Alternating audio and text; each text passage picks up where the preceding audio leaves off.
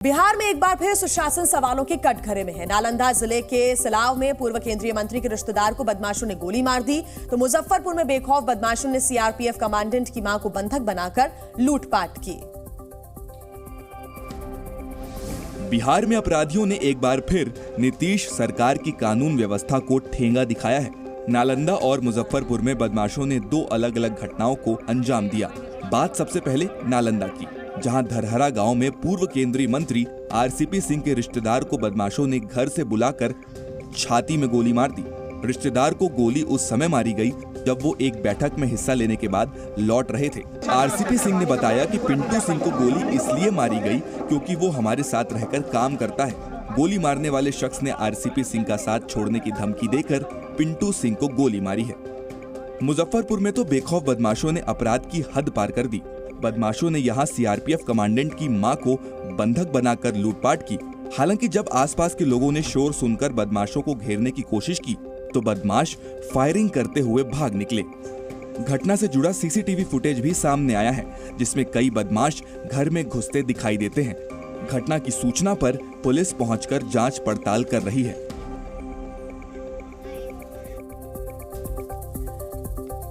तो देखिए, ये पूरी घटना सामने आई है और ये घटना सीसीटीवी कैमरे में रिकॉर्ड हुई है। आरसीपी सिंह का इस पूरे मामले को लेकर क्या कुछ कहना है, सुनिए।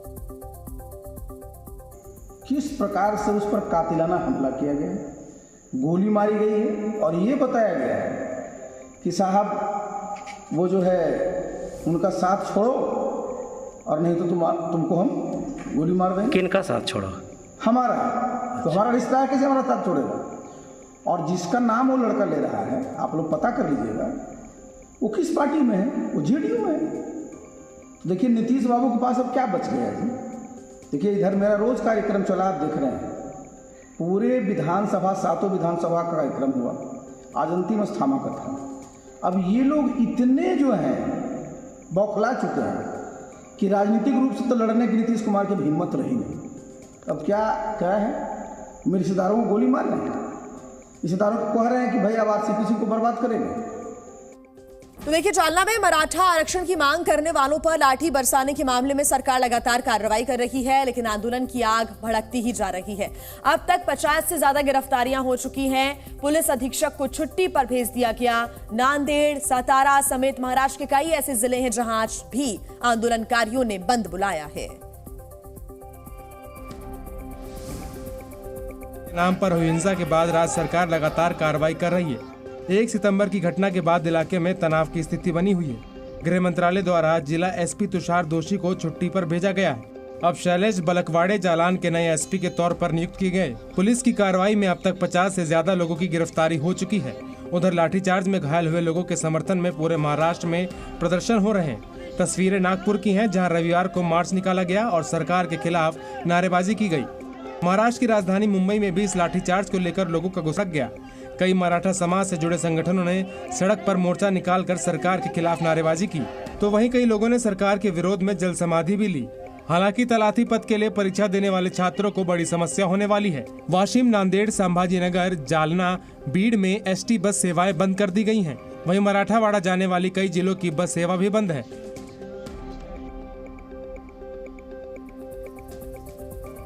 तो देखिए, दिक्कतों का सामना यहां पर आज भी करना पड़ सकता है लोगों को। जालना में हुए लाठीचार्ज को लेकर विपक्ष शिंदे सरकार पर लगातार हमले कर रहा है, क्योंकि इस मामले को लेकर सियासत लगातार जारी है। इस बीच कई नेता पीड़ितों से मुलाकात करने के लिए भी लगातार जालना पहुंच रहे हैं।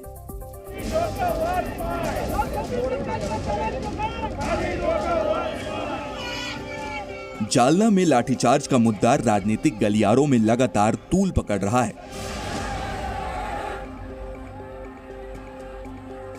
एक के बाद एक कई नेता जालना पहुंचकर पीड़ितों से मुलाकात कर रहे हैं। खबर है कि आज महाराष्ट्र नवनिर्माण सेना के अध्यक्ष राज ठाकरे भी जालना पहुंचेंगे। आज 12 बजे मराठा आरक्षण पर महाराष्ट्र कैबिनेट उप समिति की बैठक होगी। बैठक में सीएम एकनाथ शिंदे भी शामिल होंगे। 1 सितंबर को हुए लाठीचार्ज को लेकर सियासी बयानबाजी भी जारी है। विपक्ष इस मुद्दे पर सरकार से लगातार सख्त कार्रवाई की मांग कर रहा है। बीजेपी नेता पंकजा मुंडे ने कहा कि इस मामले में निष्पक्ष कार्रवाई होनी चाहिए और गुनहगार गुनहगारों को सजा मिलनी चाहिए। शरद पवार गुट की एनसीपी के जितेंद्र आव्हान ने तो सीएम के इस्तीफे की मांग की है। यहां तक एसपी के तबादले को लेकर भी उन्होंने सवाल उठाए हैं। और आइए अब बात कर लेते हैं G20 की तैयारियों को लेकर। दिल्ली पूरी तरीके से तैयार है। इसे लेकर सुरक्षा के पुख्ता इंतजाम किए गए हैं। विदेश से आने वाले मेहमानों का स्वागत दिल्ली मेट्रो भी कर रही है। देखिए तस्वीरें। G20 सम्मेलन के दौरान सुरक्षा इंतजाम को लेकर रविवार को फुल ड्रेस रिहर्सल किया गया। सुरक्षा का अभेद किला तैयार किया गया है। दिल्ली के उपराज्यपाल रविवार को IGI एयरपोर्ट के T3 टर्मिनल पर पहुंचे और सुरक्षा इंतजाम को देखा। विदेशी मेहमानों के स्वागत के लिए दिल्ली को सजाने संवारने में कोई कोर कसर नहीं छोड़ी गई है। अलग अलग चौराहों से लेकर इमारतों तक को सजाया गया है। सभी की यही कोशिश हो रही है, चाहे NDMC हो, दिल्ली पुलिस हो, पैरामिलिट्री फोर्सेस हो, होटल स्टाफ हो, सब ये कोशिश कर रहे हैं कि हमारे देश में जो इस लेवल का फंक्शन हो रहा है, जो मेहमान आ रहे हैं, उनकी आवाभगत में किसी तरीके की कमी न रहने पाए। IGI एयरपोर्ट से धौला कुआं तक स्ट्रीट खंभों पर प्रशासन ने स्वागत के होर्डिंग बैनर लगा दिए हैं। बैनर में हर उम्र के लोग हर राज्यों की संस्कृति के जरिए स्वागत करते दिखेंगे। समिट को देखते हुए दिल्ली मेट्रो विशेष काउंटर से टूरिस्ट स्मार्ट कार्ड की बिक्री करेगी। इसके जरिए यात्री असीमित बार मेट्रो की सवारी कर सकेंगे। प्रधानमंत्री नरेंद्र मोदी ने एक न्यूज एजेंसी को एक बड़ा इंटरव्यू दिया है। पीएम मोदी ने साफ शब्दों में कहा है कि देश में सांप्रदायिकता, करप्शन, जातिवाद के लिए कोई जगह नहीं है। प्रधानमंत्री नरेंद्र मोदी ने कश्मीर और अरुणाचल प्रदेश में G20 में विदेशी नेताओं की मेजबानी से जुड़े सवाल का जवाब देते हुए कहा कि यदि हमने उन संस्थानों पर बैठकें आयोजित करने से परहेज किया होता तब इस तरह का सवाल वैध होता। हमारा देश इतना विशाल, सुंदर और विविधतापूर्ण है। जब G20 की बैठक हो रही तो क्या ये स्वाभाविक नहीं है कि हमारे देश के हर हिस्से में बैठकें हों? प्रधानमंत्री नरेंद्र मोदी ने अपने इंटरव्यू में अर्थव्यवस्था और G20 का खास तौर पर जिक्र किया। प्रधानमंत्री नरेंद्र मोदी ने कहा कि 2014 से पहले के 3 दशकों में हमारे देश ने कई सरकारें देखी जो अस्थिर थीं और इसलिए बहुत कुछ करने में असमर्थ थीं। लेकिन पिछले कुछ वर्षों में लोगों ने एक निर्णायक जनादेश दिया है, जिसकी वजह से एक स्थिर सरकार, अनुमानित नीतियां और समग्र दिशा में स्पष्टता आई है। प्रधानमंत्री ने कहा कि भविष्य में भारत शीर्ष 3 बड़ी अर्थव्यवस्था में शामिल होगा।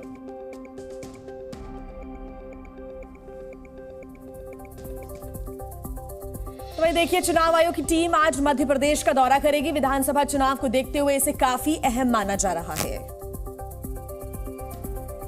आज से 3 दिनों तक चुनाव आयोग के अधिकारी मध्य प्रदेश में चुनाव तैयारियों का जायजा लेंगे। इसके बाद ही मध्य प्रदेश में चुनाव कार्यक्रम की घोषणा की जाएगी।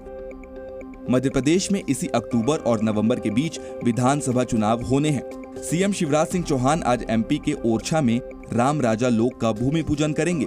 इस दौरान कई संत और महात्मा मौजूद रहेंगे।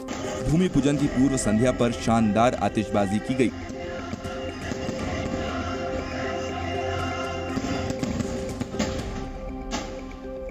शिवराज सिंह चौहान के नाम मध्य प्रदेश में सबसे लंबे वक्त तक मुख्यमंत्री बने रहने का रिकॉर्ड है। इस बार शिवराज सिंह चौहान के लिए सत्ता बचाने की चुनौती है। शिवराज सिंह चौहान का मुख्य मुकाबला कांग्रेस नेता कमलनाथ से होगा।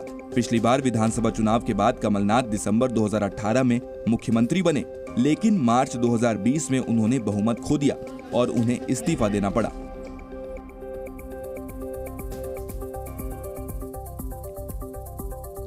मध्य प्रदेश विधानसभा चुनाव के बाद अब बात राजस्थान विधानसभा चुनाव की, जिसको देखते हुए यहां का जो सियासी पारा है वो गर्म है। रक्षा मंत्री राजनाथ सिंह और अरविंद केजरीवाल आज राजस्थान के दौरे पर रहेंगे। रक्षा मंत्री राजनाथ सिंह आज राजस्थान के जैसलमेर पहुंचेंगे, जिसके बाद वो रामदेवरा से बीजेपी की तीसरी परिवर्तन यात्रा की शुरुआत करेंगे। ये परिवर्तन यात्रा जोधपुर संभाग में 20 दिन तक चलेगी और 51 विधानसभा क्षेत्रों में जाएगी। रविवार को बीजेपी नेता वसुंधरा राजे भी उस जगह पर पहुंची जहां से आज बीजेपी की परिवर्तन यात्रा शुरू होगी। वसुंधरा राजे ने बाबा रामदेव जी की समाधि के दर्शन किए। इससे पहले कल गृह मंत्री अमित शाह ने राजस्थान से बीजेपी की दूसरी परिवर्तन यात्रा को रवाना किया। ये परिवर्तन यात्रा जब समाप्त होगी उस वक्त गहलोत सरकार का जाने का निश्चय हो चुका होगा। राजस्थान के चुनावी रण में आज आम आदमी पार्टी भी ताल ठोकेगी। अरविंद केजरीवाल आज जयपुर में राजस्थान की जनता को गारंटी देंगे। उनके साथ पंजाब के सीएम भगवंत मान भी रहेंगे। देखिए, एक देश एक चुनाव के मुद्दे पर राजनीति तेज हो गई है। दिल्ली के मुख्यमंत्री अरविंद केजरीवाल ने मामले को लेकर केंद्र सरकार पर निशाना साधा।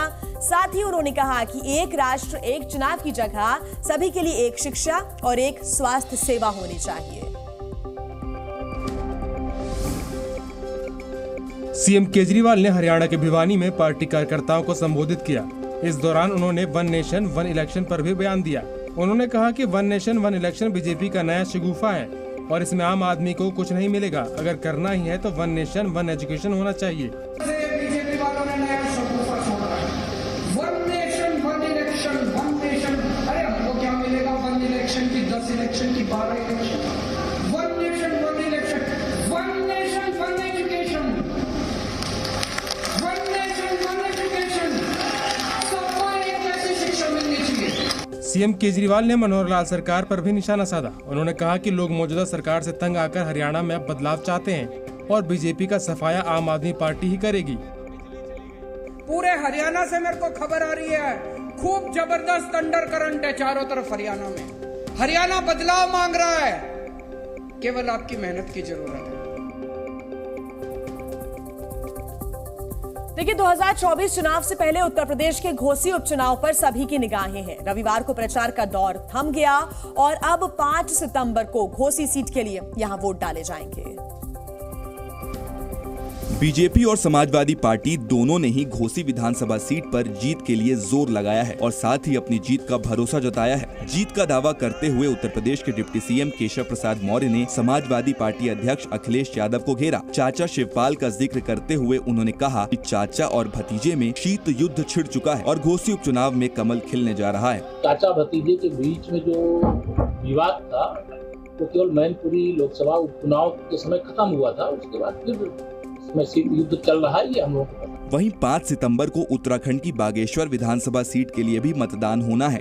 यहां बीजेपी और कांग्रेस के प्रत्याशी के बीच कड़ी टक्कर होगी। कांग्रेस नेता हरीश रावत ने बागेश्वर उपचुनाव में कांग्रेस की जीत का दावा किया। इस दौरान उन्होंने बीजेपी पर गंभीर आरोप लगाए। उन्होंने कहा कि सरकारी मशीनरी का जमकर दुरुपयोग हो रहा है और वोटिंग से पहले सरकारी गाड़ियों के जरिए शराब और पैसे बांटे जा रहे हैं। सरकार के धन बल का, लठ बल का, सत्ता बल का, धमकी बल का मुकाबला कर रहे हैं। तो वहीं देखिए, विरोध के बावजूद भी तमिलनाडु के मुख्यमंत्री के बेटे सनातन धर्म पर दिए अपने बयान पर लगातार कायम है। इस पर बीजेपी ने सवाल उठाते हुए पूछा है कि क्या सुप्रीम कोर्ट इस पर स्वतः संज्ञान लेगा। उदयनिधि स्टालिन ने सनातन धर्म की नई व्याख्या पेश की है। सोशल मीडिया प्लेटफॉर्म एक्स पर उदयनिधि ने लिखा कि सनातन का अर्थ क्या है? शाश्वत या कुछ ऐसा जिसे बदला नहीं जा सकता, कुछ ऐसा जिस पर सवाल नहीं उठाया जा सकता, और यही तो सनातन धर्म का अर्थ है। सनातन लोगों को जाति के आधार पर बांटता है। उदयनिधि स्टालिन के बयान पर गृह मंत्री अमित शाह ने भी हमला बोला। उन्होंने आरोप लगाया कि डीएमके नेता ने सनातन को खत्म करने की बात की है, सनातन धर्म को समाप्त करने की बात की है और सनातन धर्म का अपमान किया है। बीजेपी ने सवाल उठाते हुए पूछा है कि क्या सुप्रीम कोर्ट इस पर स्वतः संज्ञान लेगा। वहीं सुप्रीम कोर्ट के वकील विनीत जिंदल ने उदयनिधि के खिलाफ दिल्ली पुलिस में शिकायत दर्ज करवाई है। एक ओपन स्टेज के ऊपर, पब्लिक प्लेटफॉर्म के ऊपर जाके वो ऐसी बात कर रहे हैं, तो कहीं ना कहीं ये हेट स्पीच के अंदर आता है। हालांकि कांग्रेस ने विवादित बयान से किनारा करने में देर नहीं लगाई। सर्वधर्म समभाव की भूमिका जो बाबा साहब अम्बेडकर ने हमें संविधान में दी है, उसी भूमिका को लेके चलते हैं। हम किसने क्या बोलना वो हमारे हाथ पे थोड़ी है। ज़ी न्यूज़।